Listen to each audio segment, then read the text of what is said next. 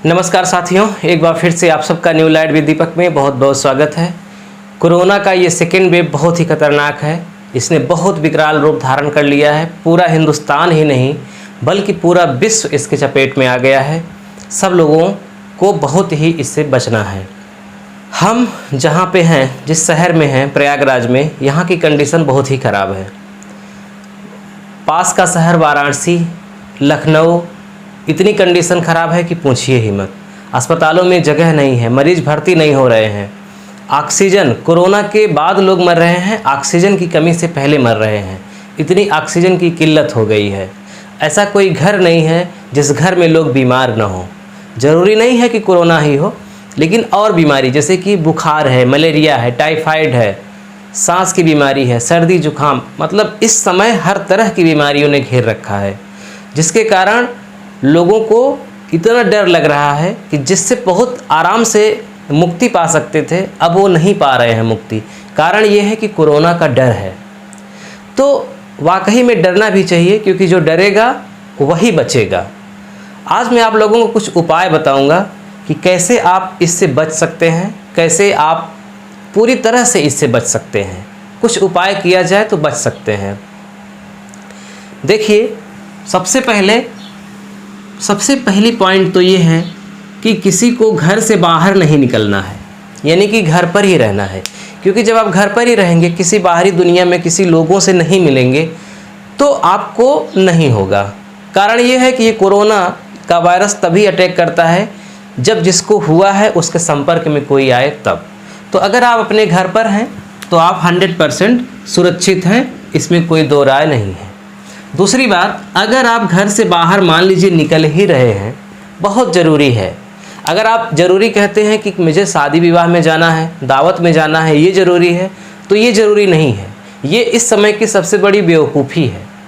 किसी के मतलब दावत में जाने का मतलब समझ जाइए कि यमराज के घर जाना हुआ। जान है तो जहान है। बहुत होगा लोग नाराज़ हो जाएंगे, यही होगा ना।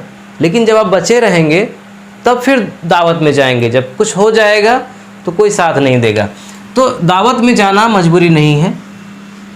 इसके अलावा जैसे मान लीजिए और कोई काम हो गया जो कि बिना बाहर के निकले नहीं हो सकता है, जैसे सब्जी लाना हुआ, दवा लाना हुआ, कुछ ऐसा, तो मास्क का प्रयोग करें और सैनिटाइज़र का प्रयोग करें। बिना मास्क के बाहर न निकलें और सैनिटाइज़र का प्रयोग करें। घर में एक सैनिटाइज़र रखें और उसका इस्तेमाल करें। दूसरी बात, इस समय योगा ज़रूर करें। योगा, प्राणायाम। योगा करने से ऑक्सीजन मेंटेन रहता है। सुबह सुबह शुद्ध हवा रहती है, तो सुबह उठिए, गर्म पानी पीजिए, फ्रेश होइए, उसके बाद योगा करिए, प्राणायाम करिए। कुछ आसन हैं, उनको करने से व्यक्ति स्वस्थ रहता है, तो ये करिए। चौथी बात, आपके शरीर में विटामिन सी की मात्रा भरपूर होनी चाहिए। विटामिन डी की मात्रा भरपूर होनी चाहिए और जिंक को ही जस्ता बोलते हैं।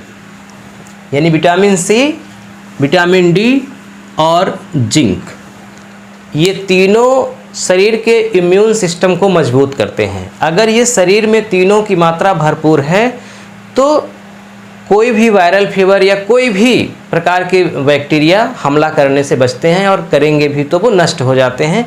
यानी आदमी ज़्यादा स्वस्थ रहेगा अगर इन तीनों की उसको शरीर में आपूर्ति पर्याप्त मात्रा में है तो विटामिन सी ऐसा है कि ये आपके शरीर में टिकता नहीं है, यानी शरीर इसको रोक नहीं पाता, क्योंकि ये विटामिन सी जल में घुलनशील है। जब हम शरीर में हमारे विटामिन सी होता है तो पेशाब के माध्यम से वो बाहर निकल जाता है।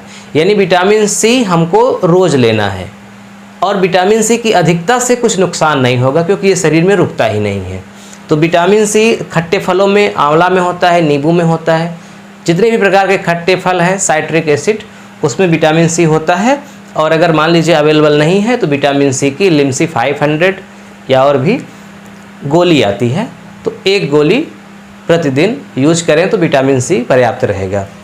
विटामिन डी आप जानते हैं थोड़ा बहुत मछली में होता है, वरना सूर्य की रोशनी में ही विटामिन डी होता है।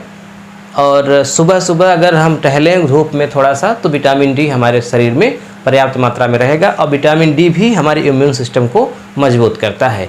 और अगर धूप में नहीं निकल सकते हैं तब इसकी भी गोली आती है विटामिन डी की भी, तो इसे भी हमें यूज करना चाहिए डॉक्टर की सलाह से। जिंक यानी कि जस्ता, जस्ता पनीर में भी होता है, दूध में भी होता है, अनाज में भी होता है, समझ रहे हैं, मांस में भी होता है, अंडे में भी होता है, सभी में जस्ता होता है। जस्ता एक खनिज है और हमारे शरीर में इसकी बहुत कम मात्रा की आवश्यकता होती है। इसका संचय हड्डियों और मांसपेशियों में ज़्यादा रहता है, तो इसकी भी गोली आती है।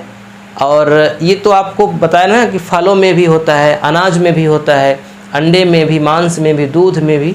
तो आप इसकी मात्रा को सुनिश्चित कर सकते हैं अपने खान पीन के माध्यम से। तो ये तीनों आपके शरीर में अगर रहेगा तो आपके रोग प्रतिरोधक क्षमता ठीक रहेगी, इम्यून सिस्टम मजबूत रहेगा और आप बीमारी से बचे रहेंगे। पिछले कई दिनों से हमारी भी तबीयत ठीक नहीं थी, मलेरिया और टाइफाइड दोनों था, इसीलिए मैं वीडियो नहीं बना पा रहा था और किसी से मिल भी नहीं रहा था, इसीलिए कि कहीं मुझे भी डर था, क्योंकि मैं भी प्रयागराज का हूँ तो यहाँ की कंडीशन बहुत ख़राब है। तो मुझे डर था कि कहीं मुझे भी ना कोरोना हो, कि मेरे चपेट में जो आए उनको हो जाए। तो मैं एकदम घर में ही बंद था 4-5 दिन तक। अब मैं थोड़ा सा राहत महसूस कर रहा हूँ। तो मुझे लगा कि कम से कम इतना जागरूक करना चाहिए, लोगों को बताना चाहिए कि वाकई में इस समय कंडीशन बहुत ख़राब है, इसको मजाक में मत लीजिए, जान है तो जहान है। अब मैं रेगुलर वीडियो बनाने की कोशिश करूँगा कल से, तो इसीलिए मैं वीडियो नहीं बना पा रहा था, क्योंकि मैं थोड़ा सा अस्वस्थ था। मैं अब पूरी तरह से ठीक हूँ। तो वीडियो कैसा लगा कमेंट करके हमको ज़रूर बताइएगा। मिलते हैं नेक्स्ट वीडियो में, तब तक के लिए नमस्कार।